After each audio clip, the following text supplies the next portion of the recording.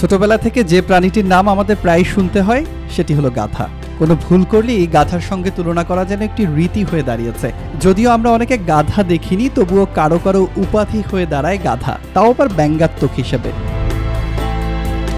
আর যদি কেউ আপনাকে গাধার সঙ্গে তুলনা করেই ফেলে তাহলে একটুও রাগ করবেন না, কারণ আজ বিশ্ব গাধা দিবস। প্রতি বছরের ৮ মে বিশ্ব গাধা দিবস উদযাপন করা হয়। আচ্ছা, এই যে কোনো ভুল করলে, কখনো বোকামি করলে এই প্রাণীটির সঙ্গে তুলনা করা হয়, কিন্তু গাধা কি সে কথা জানে? আমরা গাধাকে যতটা বোকা ভাবি, গাধা কি আসলে ততটা বোকা?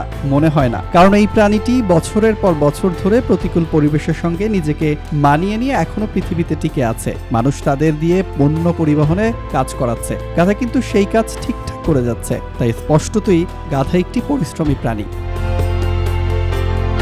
বিশ্ব গাধা দিবসের ধারণাটি এসেছিল রাজি কার্কের মাথা থেকে। তিনি একজন বিজ্ঞানী এবং তার আগ্রহ মূলত মরুভূমির প্রাণীদের নিয়ে। প্রায় 10 বছর আগে তিনি লক্ষ্য করেন সারা বিশ্বের মানুষ গাধাকে নিজেদের প্রয়োজনে ব্যবহার করলেও এই প্রাণীটিকে কোনো সম্মান করে না। তাই গাধাদের সম্মান জানাতে ও তাদের পরিশ্রমের মূল্যায়নে একটি ফেসবুক পেজ চালু করেছিল তিনি। সেই পেজে তিনি এই প্রাণীটির বিভিন্ন প্রজাতির কথা লিখতেন। অবশেষে 2018 সালে বিশ্ব গাধা দিবস উদযাপনের ধারণা আসে এবং তখন থেকে দিবসটি উদযাপন হয়ে আসছে।